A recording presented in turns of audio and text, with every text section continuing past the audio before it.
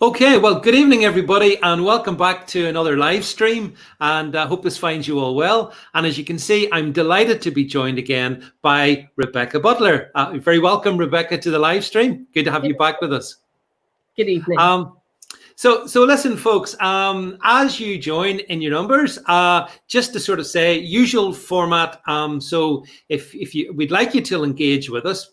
Put your questions. Rebecca can see them. I can see them. We'll put some up on the screen. If you like what you're saying on my Periscope, send me hearts. If you really like them, send super hearts. Retweet this onto your timelines. Let as many people as possible. There you go. Rebecca Butler, the legend that is. There you go, Rebecca. You're a legend. And you haven't even started.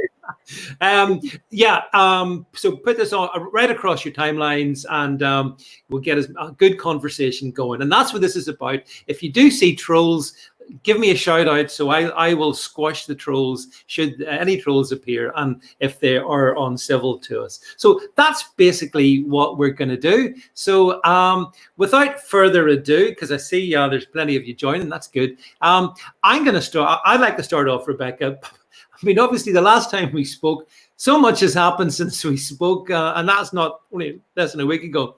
And obviously, this weekend has seen the kind of culmination, or at least at this point anyway, of the protests in the streets here in the UK, most particularly in our major cities, with Black Lives Matters. Taking to the streets of London, Bristol, Manchester, Birmingham, Glasgow, right across the piece, even Belfast, all these people. And of course, I accept that people have the right to protest. No one has got the right to intimidate, to terrorize, to loot. And we've seen all of these things as well, and deface, actually. So I just wanted to start off by saying, Rebecca, from my point of view, I've been disgusted at many of those who have been involved in what the BBC call peaceful protests, with, 47 injured police officers, peaceful protests, BBC speak, and our national monuments such as the Churchill plinth in outside Trafalgar or outside Parliament, defaced, even actually the Gandhi statue. Apparently, he's a racist as well. So we've seen all this happening. I'm disgusted by it. What do you think? Well, my main objection to it is that we're in lockdown still, and having witnessed the media go into a blinding froth over Dominic Cummings saying one rule for them and one rule for us. I mean, if ever that applied, it applies now. The lockdown skeptics protest had no arrests, no violence, nothing, other than arrests for being out of lockdown. So I think 18 or so protesters of quite a small march in London were shut down by the police. And I object to that. Now, in a way, I understand the pragmatic argument, but I would really have liked to have heard some proper leadership from the government this weekend, just saying, please don't do it. I'm sorry, that is just not good enough. And I did put out quite a provocative tweet, and I've had a lot of comments back and a lot of chat about it. And people were saying, well, basically, this issue is bigger than a pandemic.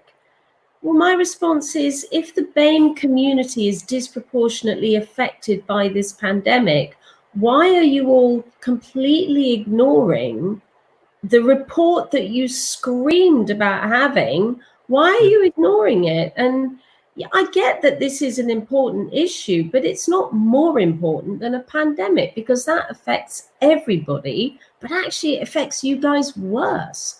So I object. I think that it's also fair to say that there are genuine protesters. I get that. And I think a lot of them are a bit annoyed that their protest has been hijacked by a small violent group. So there are like sub arguments to this. I always applaud people protesting. I did it when I was in my 20s. I do applaud it. It does bring about change, but there is a pandemic. And I would never have broken lockdown, even though I disagree with it, to go on this protest. No way. I think actually, I mean, there's several points that come out of that. So as you say, Rebecca, it's only about a week ago since we were being admonished by many of those on the political left that we had to stay locked down to save lives, protect the NHS, all of that. And Dominic Cummings was, his head was being called for in a plinth because he had the audacity to try and take care of his 4-year-old son. So that was a week ago that we had to stay in. And then all of a sudden, we've seen prominent Labour MPs, Barry Gardner being one of them, getting down with the kids, telling us how brave and courageous he'd been forced to get out there. And it's just, I mean, there's no logical consistency to it. It's hypocrisy, isn't it? Gross hypocrisy. Yeah, it is. And to some extent, there has been a little bit of a print media blackout on this. And I don't know if they're sort of imitating what happened after the Barcelona terrorist attack, where the authorities treated as though it just simply hadn't happened. Because they weren't going to glorify it. And I know a lot of the print media basically have just not reported it. But come on, let's be honest, the majority of media is Twitter and Facebook. So the message has still got out there, and that would have had a sort of a parasitical effect that people would have turned up because they were encouraged to do so. Well, you're absolutely right, Rebecca. Had we gone just on what I call the legacy media, the fake news media, BBC, ITV, Channel 4, Sky, you would have thought that these were incredibly peaceful, well-intentioned demonstrations with really nothing to be too concerned about. And thank goodness for social media, like for Twitter and the other platforms, because people at least they've seen different dimensions to this. And I think that, again, the media, and I know I've seen you mention it, Rebecca, yourself, the media has failed at so many levels. They failed during COVID because of their inability to ask proper questions or broader questions or deeper questions. And in this here, the only mantra seems to be, look, Black Lives matters. And in respect of that, all other arguments are invalid, and therefore anything can be done. COVID rules are irrelevant. It's gone out the window. So the media is as hypocritical as, in many regards, certainly the Labour frontbench. Well, saying that YouTube and Twitter will shut you down for conspiracy theories, it's quite astonishing that the mainstream media will advance conspiracy theories on behalf of Black Lives Matter, and nobody thinks to challenge it. Or, you never shut them down because, well, that's what happens to a conspiracy theorist if you don't agree with what they say on COVID. But, I was listening to Radio 4, the Today program, the PM program, and nobody challenged this screaming protester. And I thought, hang on a minute, she's talking nonsense. And that's the BBC. Don't challenge the narrative. And that's wrong. That's not what we pay them to do. I think that the problem I have is I think the BBC, being the most egregious one, they actually, in my view, advocate the narrative. They want to actually, I would call it a very simple term. It's race baiting. Because as we were saying, Rebecca, before we've come on this, folks, those of us who've been, who have lived life, have gone through times when we were perfectly aware of injustices and things that weren't right in this country, and a racism that was unacceptable, and all of those things. And no decent person would ever, be in favor of those things. But to paint the United Kingdom in particular, the US is maybe a different scenario, but the UK as this seething hotbed of racism, it just doesn't, it doesn't sync with reality as far as I can see, Rebecca. Or history.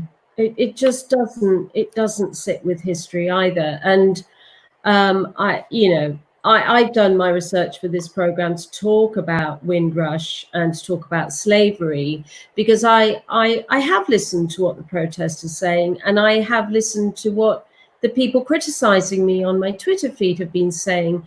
And those are two recurring themes that come back, is those two historical things. And I think it is worth discussing them because they have been brought up, and trying to understand the pain that Black people feel. And I do think you have to enter into a dialogue. I don't agree with violent protest, but I've done my bit, I've done my research, and prepared to have a discussion around those narratives of Black oppression. And I think by and large, we are talking Black people, because the Middle Eastern, Chinese, Indian subcontinent, they actually far outstrip every other immigrant community in this country.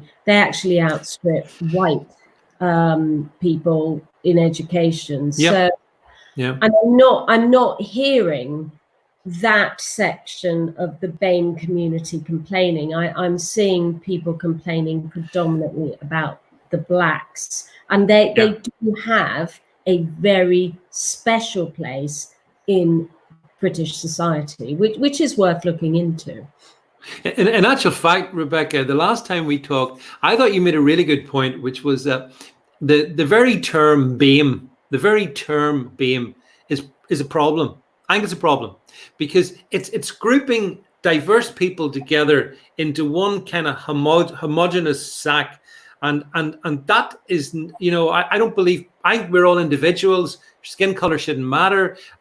So grouping together like Asian people, Black people, people Middle Eastern, I think it's wrong, and it's actually it pursues a narrative in itself. So I oppose even that term, following what you said last week. So you convinced me to that argument, but it is very much what we've seen has all been about Black Lives Matter has been the terminology. Now, on Black Lives Matter, I don't want to go into the because we talked about it last time, what with regard to George Floyd and all that's happening in the States. Let's park that. But here in the UK, my problem is this.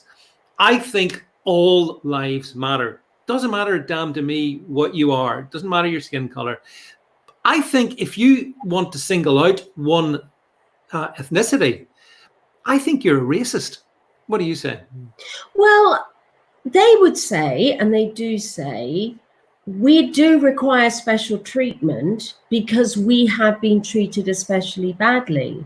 And once you have made reparation for what you've done to us, then there will be equality. But until you acknowledge your white privilege, and until you acknowledge that your white privilege has oppressed us, then we will not have a discussion on equality. And so they find the all lives matter offensive in that respect. And if you say, but that's racist, they say, well, so what? I don't care how racist it is. So like Anthony Joshua says, only shop in Black shops. Yeah. And I've said, well, I can't say that because that's racist if I said that about white people, right? And for Brexiteers who said buy British, we were viewed as little Englanders, get behind your picket fence, love, and live in the real world. So you're not allowed to say that unless you're in a perceived oppressed minority. But reality. But the Anthony Joshua one is quite interesting, Rebecca, because I crossed swords with Anthony Joshua over this last couple of days, and I have to say, what that really means. the intellectual quality of some of his followers maybe leaves a little bit to be desired, but they sure know how to abuse and send abuse. But the thing is this: he said, what you just spelled it out, Rebecca. He said Black people should shop in Black shops, white people and other groups should do the same. What he's actually spelling out is apartheid, the very thing we don't want. We do want people to regardless of ethnicity, to go wherever they want and do whatever they want. And there's an irony, isn't there, in people like Anthony Joshua, who's a public personality with significant influence in certain areas, essentially not understanding the unbelievable stupidity of what he said. Now, I did tell him that, and as I say, yeah, he's a boxer. I mean, he's not a philosopher, is he? No, he's not. No, he is a boxer. No. He may well have a following, but I don't think there's any credibility to anything Anthony Joshua says, frankly. And he's entitled to say there's no credibility to what Rebecca Butler says, but that's absolutely fine. He may well be right, but that's just race baiting, and I don't like that. I feel uncomfortable because it is racist, and I don't like racism. No, that's right. To me, it's a kind of an all or nothing deal. You have to be either colorblind or you're a racist. It's one of the two. Choose a side. But for me, some of those, I want to explore this with you as we go through this, Rebecca. I want to get into the whole sort of the Windrush, the slavery issues, because those things are completely relevant, and we've heard some sort of slanted talk about that, but we've not had any serious examination of the matters, other than apparently bringing down statues in Bristol and throwing them into the water seems to be the mark of enlightenment, which made me think, where do we stop? We come for the statues, then what? The books? Where does it end? But yeah, so I think the one of the other things that's annoyed me, and I think annoyed some people here, is the response of the authorities, Rebecca. We've seen the sites in London. It was very predictable what was going to happen, this last couple of days. But when it came to it, and you've said this previously, we have an unarmed police force. They are kind of vulnerable in certain scenarios. And we saw the images of the police officer, the lady, being walloped off her horse by the horse bolted and hit a traffic light, and down she went. And she could have been killed. So the police were so exposed, and yet I think there seemed to be a failure of political leadership. And with respect to the Metropolitan Police, policing leadership, where was Cressida Dick? Your thoughts? Well, these are her employees. These are Sadiq Khan's employees. So, to send them out unarmed into a protest where Black Lives Matter is an iteration of the Black Panthers. You have to remember that. That Black Lives Matter is all about defunding the police, getting rid of the police. That's what they want. Yep. We'll come and discuss that. I mean, maybe there's not a bad argument about that, but that their mantra is all about getting rid of the police. So what do you think is going to happen at a Black Lives Matter protest? It's not going to be pretty. And to put our unarmed police officers there, basically with a stick and a shield, is just not enough. And I think a lot of people would have been quite happy to see the water cannons coming out, because they never saw the light of day under Boris Johnson. But Sadiq Khan hasn't done anything to say anything about the violence. Cressida Dick really has just said, well, we took a pragmatic decision not to inflame matters. So they think they've done the right thing. And they think only 47 or whatever it is a result. But that is a life-changing injury for those officers. That has repercussions, and the ripples spread very, very far when you start injuring police officers with no sanction whatsoever for doing it. It gives a green light to people to just carry on doing it. So we will end up in a situation where police will stop policing. That's what Black Lives Matter want. Or worse still, our police become armed. And that's not a good result either. So they're actually quite binary outcomes from failing to show leadership. Plus, suing us for malfeasance in public office by not arming our police adequately and not instructing them adequately in the crowd control. So I think it's a big mistake.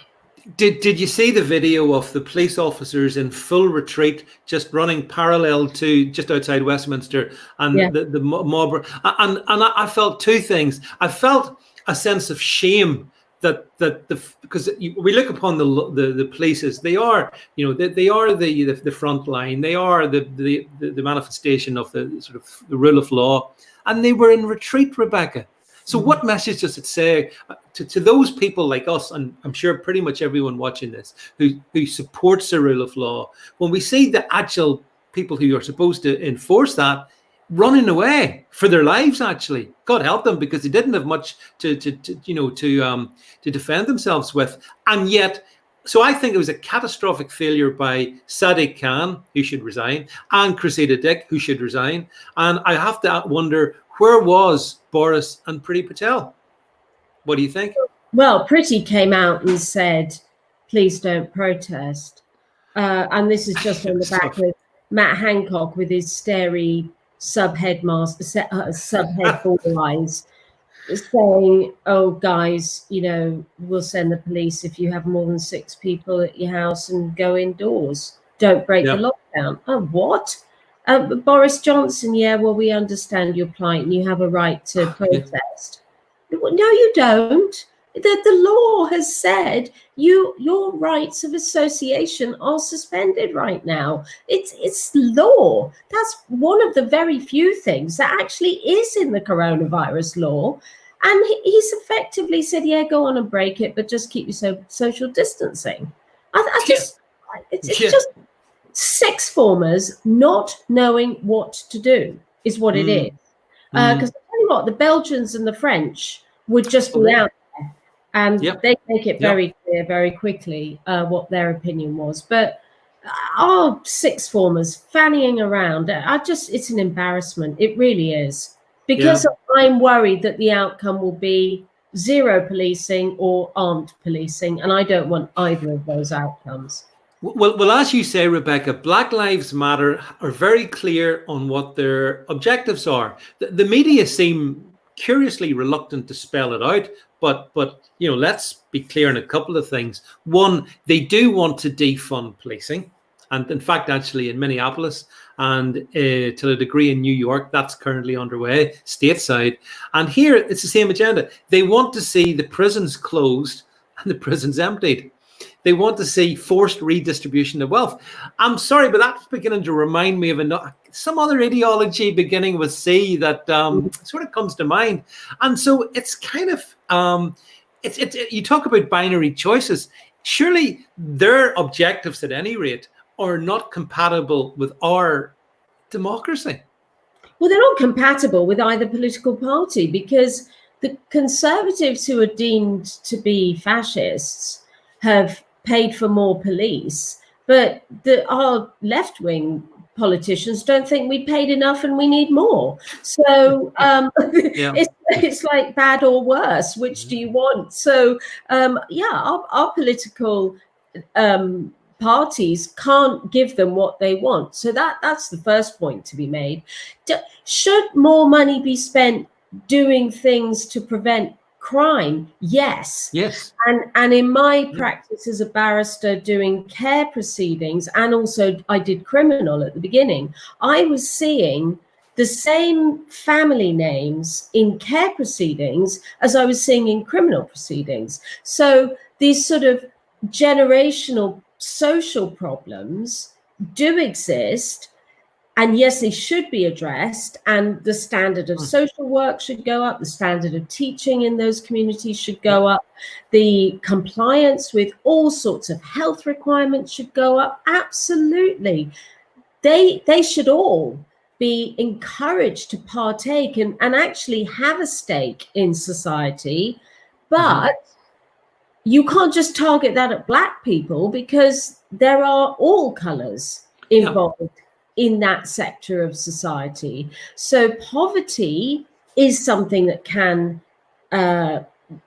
be rectified, or the way we allocate money. Now, I'm a very, very sporty person.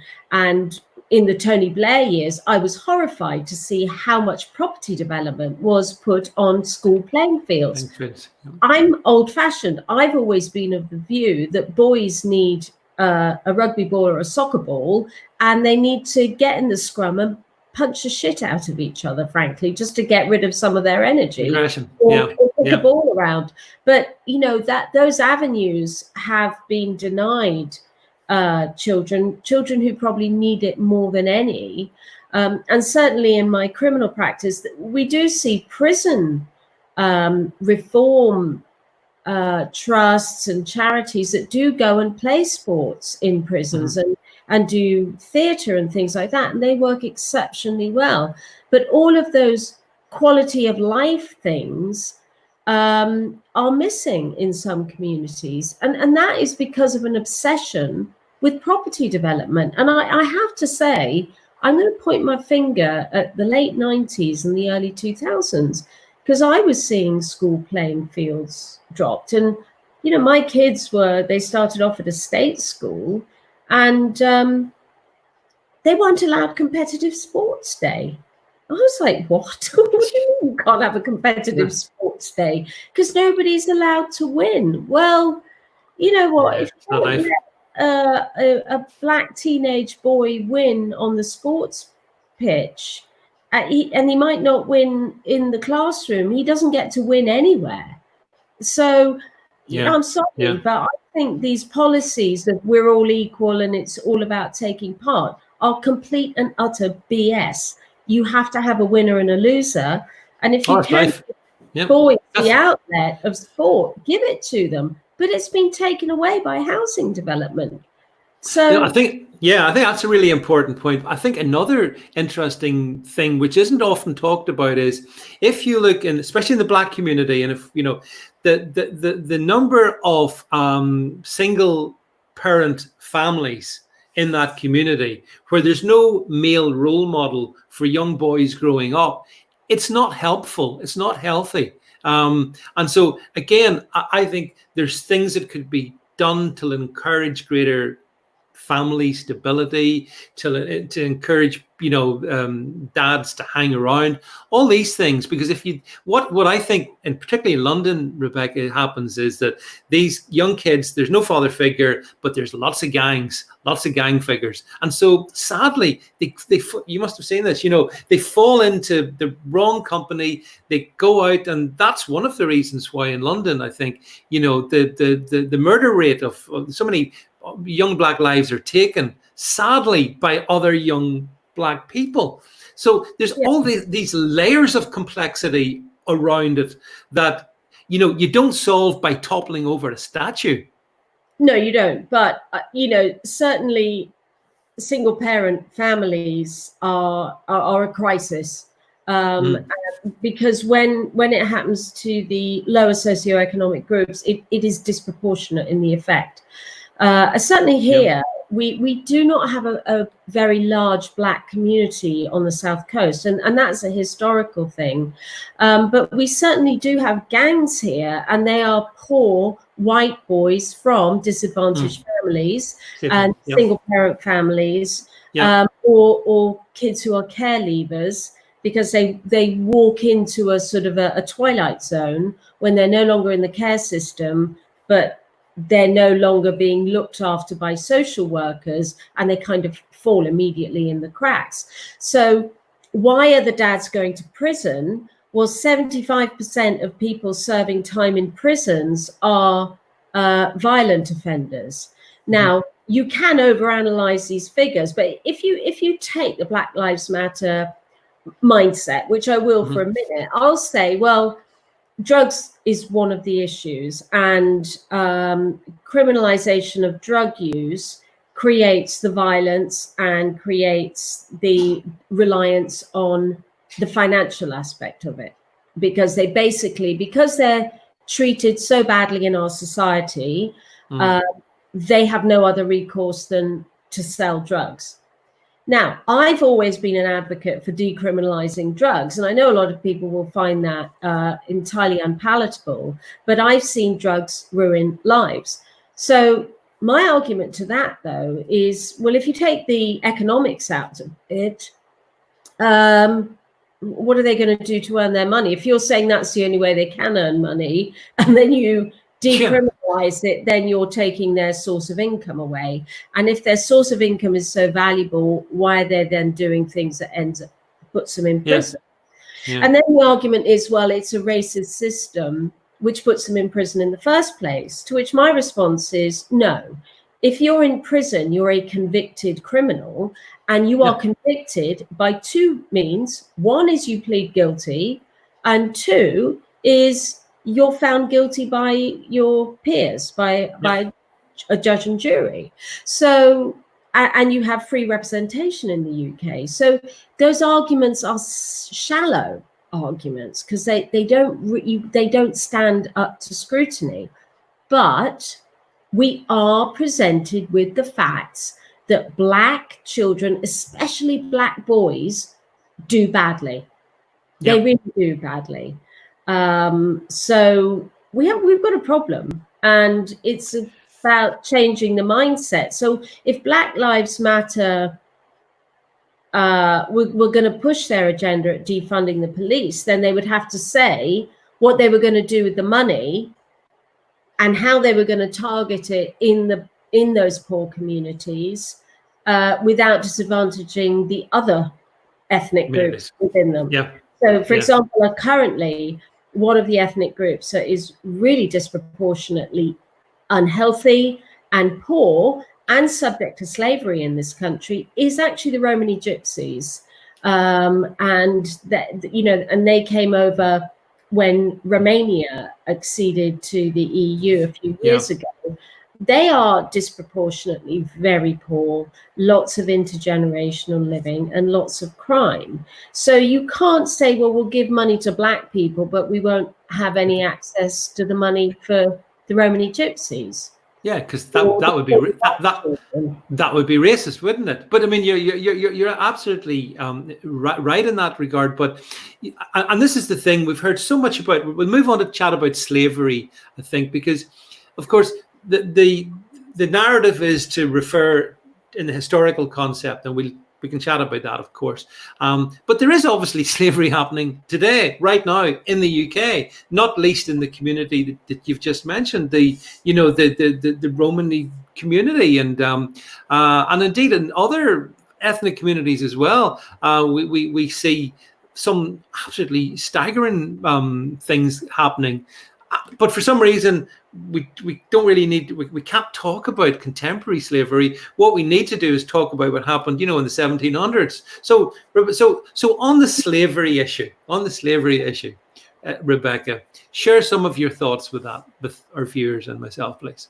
Well, slavery is a fact of our life. I mean, it goes back to the Egyptians. If you're going to start demolishing statues, you might as well start with the pyramids. Yeah. But, I mean, I don't mean to reduce the argument to zero, but in fact, slavery really, from the Romans to the 12th century, was very firmly rooted in society. But the slavery that people find the greatest objection to comes around the 1500s.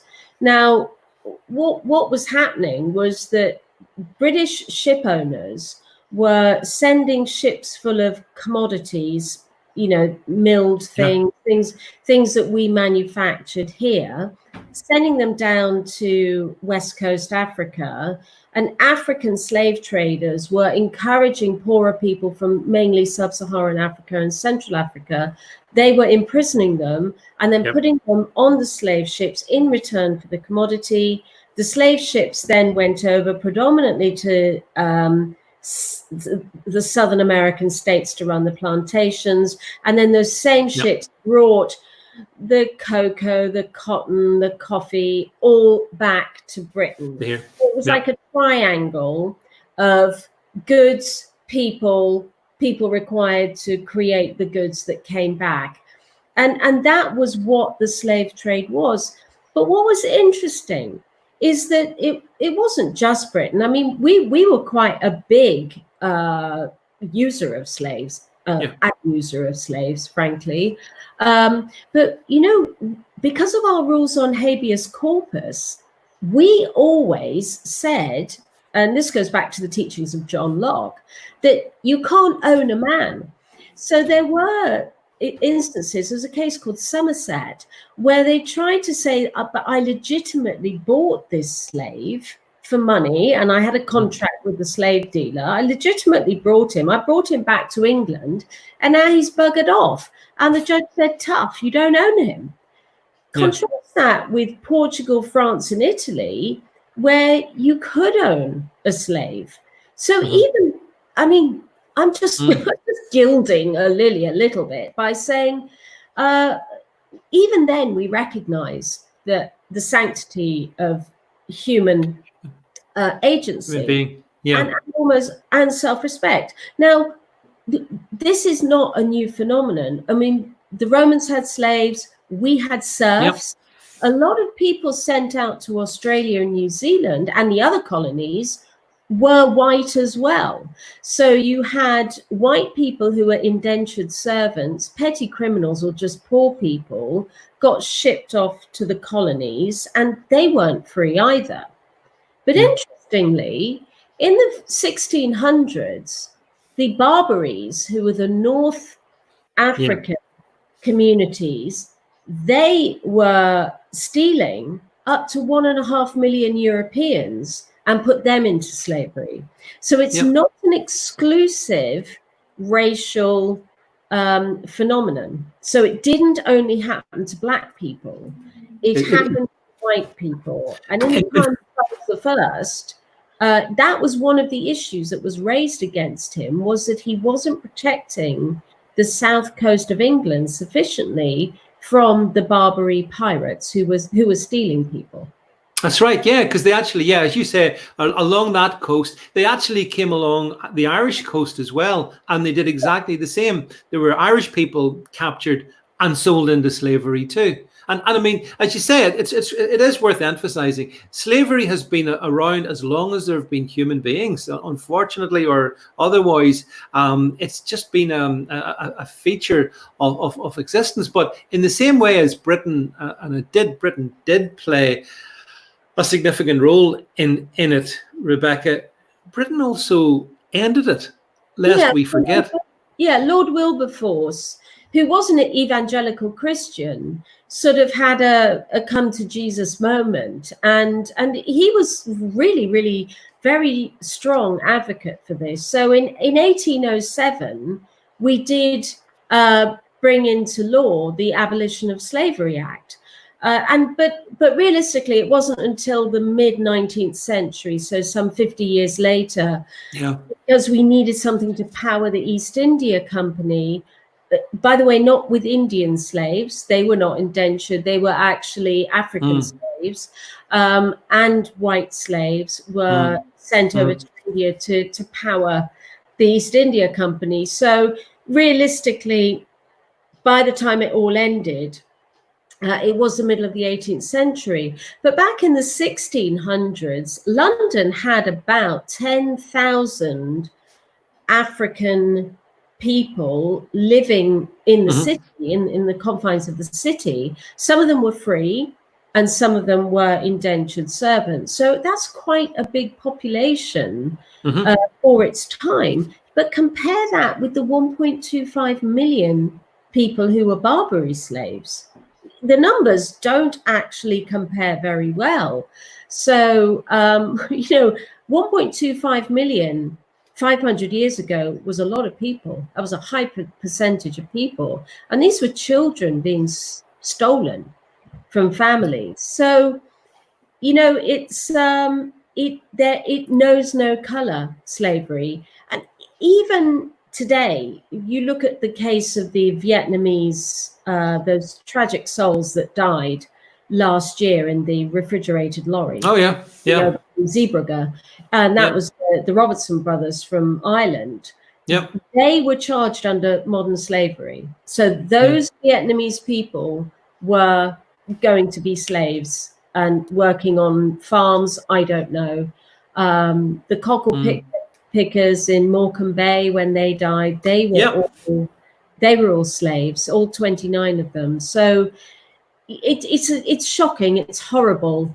A lot of the girls in Rotherham, by the way, and a lot of the sex grooming victims, they are also being treated as victims of under the Modern Slavery Act. So yeah, it hasn't stopped. It's not forgivable, absolutely not. And it was done to fuel the economy, but so was ripping out all the school playgrounds by the Blair government. You know, everything in the end of the day comes down to money, and it's just what the moral equivalence is in the day. So a lot of people got rich who were black on account of the slave trade. Well, that's right. Yeah, I mean, we mustn't forget the fact that, as you say, a lot of African tribes and elders and whatnot, you know, became extremely wealthy, which therefore, when I listen to some of their descendants who are living here in the UK, like our friend Anthony Joshua, for example, who's of Yoruba heritage. And the Yorubas, who anyone who knows anything about African history, they were big time slave traders, you know. So I'm not blaming him for what happened generations ago, of course not. But I'm not sure by the same token why then I should be blamed for what happened hundreds of years ago before I existed.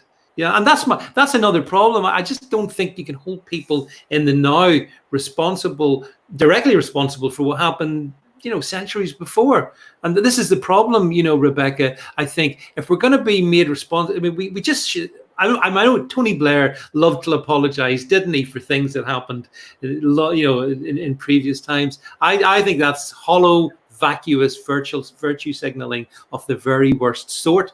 But then it's not just the North Atlantic slave trade, because, of course, there were many other slave trades in many other areas as well. The Arab slave trade, which is a particularly brutal one, continued on. We couldn't stop it. We stopped because the Royal Navy. We had the resource to enforce it in certain parts of the world, but not everywhere. I don't hear too many. I mean, I'm still waiting for Black Lives Matter to start a branch, you know, in Saudi or somewhere like that, or maybe China, because as we've seen on videos, Chinese people treat black people deplorably. Horrendous. Chinese people treat Chinese people deplorably. Also very true. Yeah, absolutely. So, but for some reason, it's like, you know, it's. So, what was your thoughts about the tearing down of the statue in Bristol of William Colston? Yeah. Well, my immediate reaction was that's wrong. And then my second and then I thought, you can't wipe out history, because if you start wiping out history, then you're wiping out your present. And if you're wiping out your present, then what's your future going to be? Because what we need to do is teach people about slavery. But the thing about the Colston statue, and I have reflected on this, and I have reflected on my initial reaction, is he was a slave trader, and many thousands of people did die on his transport vessels. I think it's 10 or 20,000 souls were possibly hoofed overboard. And I think that when the protesters asked Bristol City Council to please change the plaque, please don't put him down as a philanthropist, and please just correct the record and say he made his money through slave trade, I think that would have been actually quite appropriate. And you have to remember that he was a slave trader. So I think it is important, and I think it does hurt a lot of Black people that there is a monument to a man that caused misery. So I kind of get the argument there. And nobody likes to see statues toppled. They're highly totemic. But you know what? Bristol City Council could have removed the statue and put it in a museum. They could have changed the plaque and said, this is how he made his money. So there were other in the middle solutions to be had to the William Colston statue, and yes, there were philanthropic sort of the money end up in schools and churches and all sorts of things. But I think to be factually correct, then you do have to recognize that he did make his money slave trading. And when somebody asks you to do that, I think perhaps you should be sympathetic to that. I think that the problem is Bristol City Council didn't do what you've suggested, and then when these the mob arrives and topples the statue and throws it in the water, the I think it's the mayor or whatever, he was in agreement with this, and my problem with the stop, as you say, Rebecca, to topple a statue, it's highly totemic. I mean, we all remember Saddam Hussein's statue being toppled in Iraq, and so if it's okay to sort of topple that statue, then which other statues do you think they might go for? Because you know, for example, we've had now for several years this desire at is it Oxford? I think Rhodes must fall. Yeah, Rhodes must fall. And if Rhodes is going to fall next, then where does it end? And you see, that's why I oppose it. Absolutely educate people. Absolutely give all the facts. Provide balance. But I think it's wrong to dismantle our heritage, be it good, bad, or indifferent, or you know, or I just think there's something. And of course, we shouldn't also forget the defacing of the plinth of the Churchill statue, you know, at Parliament Green, the defacing of the Gandhi. And Gandhi, yeah. Gandhi, I mean, so, and this is the problem, Rebecca. Once it's like an cutting edge. Once they get in, once one goes down, and also, frankly, what does it achieve? I mean, seriously, what does writing Churchill as a racist? What does that achieve? Nothing. I mean, as they say, history is written by the victor, and there are plenty of people who would point to Churchill's misdemeanors and say, well, he deserves it because he caused a famine in Bengal, and his contribution on the Western Front wasn't as significant as Stalin's on the Eastern Front.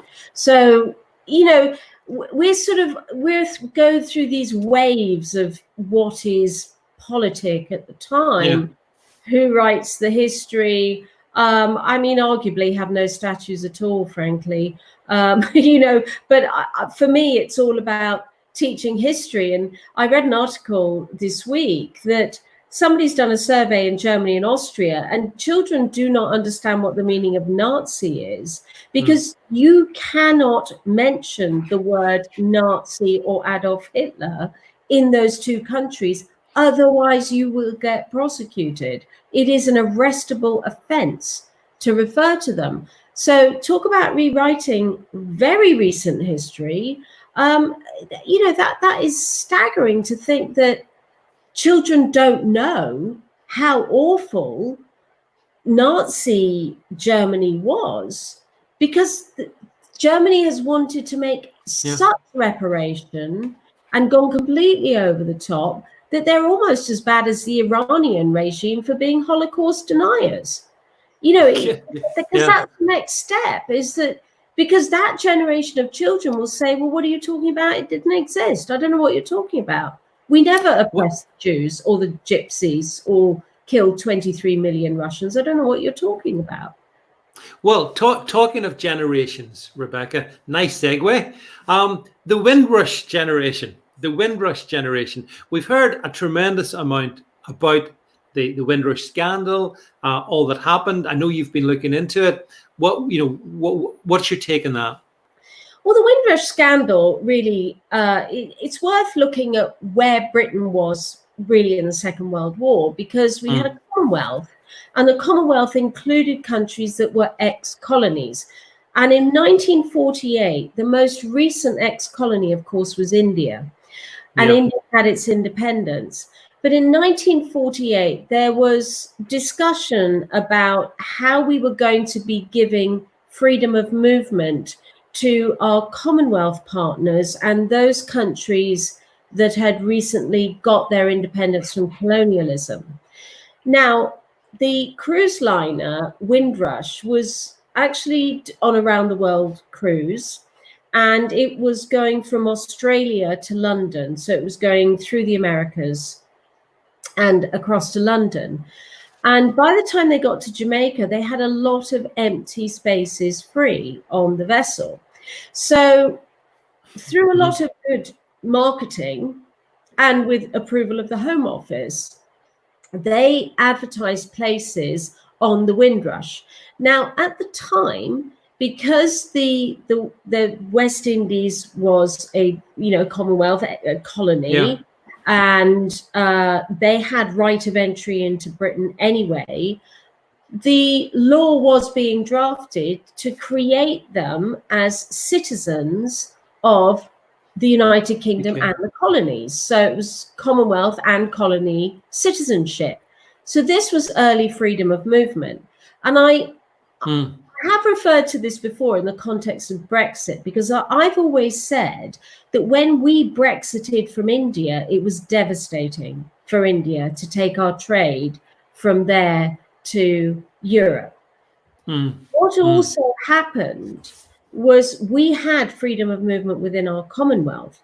Now, in the 1948, there was a big hurricane actually in the West Indies, and it devastated the place. There's a huge disparity between the rich and the poor. There were a huge number of ex-servicemen, particularly in Jamaica. So of the 1,200 or so extras on the Windrush, about 800 were from that region, including Mexico, Bermuda, all those sorts of islands. So wherever that vessel stopped, it picked up passengers. People up. Yeah. So only 1,500 came over in the first, in the 1948. Then the law was changed, and the law said they have rights of movement into the UK. So it was an unqualified right.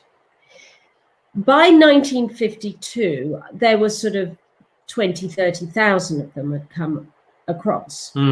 And the laws were changed incrementally. Now, frankly, Tory and Labour governments changed the law. I have to say at this point, Labour created the worst changes for the Commonwealth citizens because they were looking to Europe. So what happened was they just restricted people back further and further.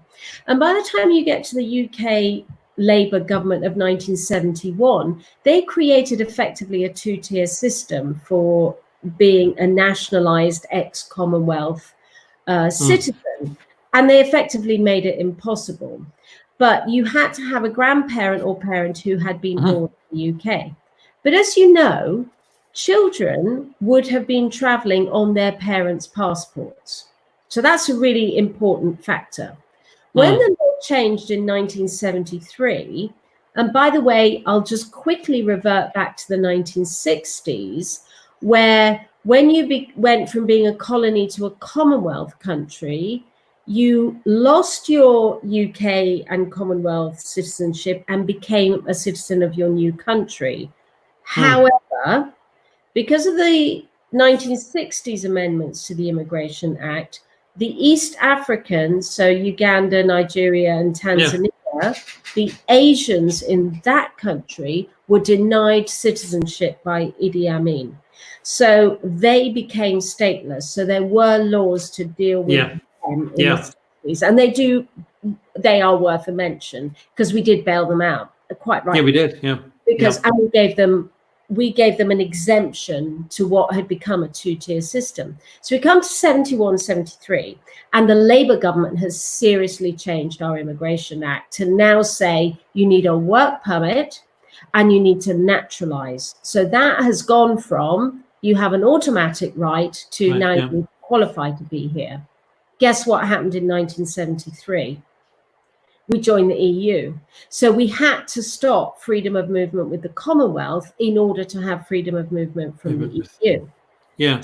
So, and that's a really important historical perspective.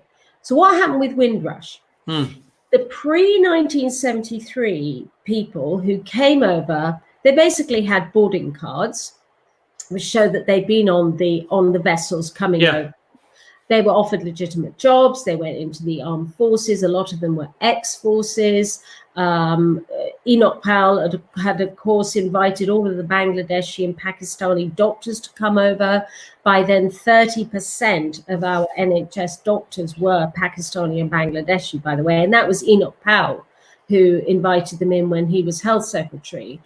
But what happened when Labour created this two-tier system was a lot of people just carried on working, particularly from Jamaica. They just carried on. They didn't think twice about it. 2010, ironically, under the Data Protection Act, the Border Agency destroyed all of the landing sites. All of the records were destroyed. 2016, and this is the rub, Theresa May declares her hostile environment.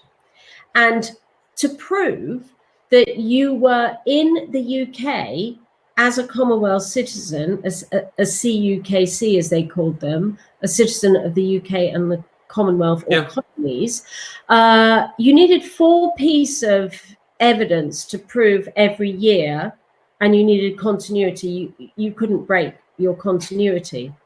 So people were having to find documents, taking them back to pre-1971. Well, I can't give you a document that takes me back last week. Right. Very interesting. Very interestingly, you couldn't use tax or pension as evidence. So income tax, PAYE records, and pension contribution records were not taken as evidence. So this is classic civil service nonsense that made it so hard for these people. But of course, up until then, a lot of them hadn't needed health service. They were healthy, they were fit. But suddenly they found that because they had to put in the hostile environment. Why? Because we were getting illegal immigration from the East. We were getting illegal immigrants from Africa, Afghanistan, Iraq, Iran, the eastern states that hadn't made it into the EU yet. They were all heading over to Britain. She turned her eyes to the East and said, no, you've got to prove that you've got a right. And, if you can't prove you're right, you've got to pay for your NHS and we're going to deport you. But in a way that had never been intended, the Windrush generation, who only had to be born in the Commonwealth to qualify to be in the UK, as opposed to the 1973 change where you needed a job, they were scuppered. But it's a handful. It's a tiny handful of people. It is, So really only, as far as I can make out from my research, the children who came on their parents' passports, they were the ones who suffered most. So there aren't that many of them. And now there's an amnesty. But my belief, it's a civil service classic Theresa May cock-up. And I think she does owe them an apology for what she did. She was looking in the wrong direction on the planet. And that's what happened in Windrush. And it was a disgrace. It absolutely was. Well, I have to say, Rebecca, that's really interesting. I mean, the Windrush is talked about, and it's used as a political weapon, I guess, to beat the Tories over the head with, and even beyond that, I think it's been used to infer that we are, again, a racist society and whatnot. But from that sweep of history you've talked us through, from post World War II right up into 73 and then thereafter to 2015, there's been it's a lot more nuanced than just racist. Britain doesn't like people from the Caribbean countries. It's a lot more nuanced than that. Very poorly drafted Labour legislation. Actually, they created the concept of patriarchy, surprisingly for a Labour Party. So it was them that caused the problem. And then, of course, it was the Labour government that threw the evidence away. And it's the Labour government that created the regulations that said tax and pension isn't enough. So and yet you would have thought, Rebecca, that tax and pension was an obvious no-brainer, because that would be the thing that could provide evidential proof that the people had been have been here and contributing. It was just stupid civil servants. Honestly, really, really stupid. I think the more I know of encounter the civil service, I wonder what the point of it is, apart from providing jobs for the civil service. But it's just interesting that when we look at the UK right now in 2020, and we're trying to balance all these issues, and we have so many problems on sort of balanced around race. We don't need to have fake narratives, false grievances. Yes, there's genuine grievances. There always are. That's the way life is. But I think that the modern Labour Party, most particularly, I guess, since Corbyn got in the last 5 years or whatever, and it really hasn't changed, obviously, in the last couple of months under Starmer, they have taken this issue and not defined it in really a helpful manner, and just use it as a blunt cudgel to impose their racism agenda, which is just not helpful. But Rebecca, listen. Racism does exist. I mean, we mustn't forget that. It exists everywhere on the planet, and it is unpleasant to be a victim of it. And we mustn't underestimate that there are racists. But just because we disagree with somebody doesn't make us a racist, just because we disagree on the way we refer to the history or the way we analyze the history. None of us is proud of slaves. None of us is proud of what's happened in Rotherham, and that was a failing by the police. So nobody's perfect. No, that's right. Well, I think on that note, Rebecca, we've come to the end of our hour. We've just slightly gone over. So listen, I wanted to thank you very much for being here with us tonight. Really appreciate your time. Thank you for all your insights. And I hope that you'll be back. Thanks everybody for being part of the stream tonight. Thanks for your comments. And I appreciate all your kind words. And like Arnold Schwarzenegger said, I will be back. But in the meantime, you all take care of yourselves, and we'll catch up real soon. Bye for now. Bye.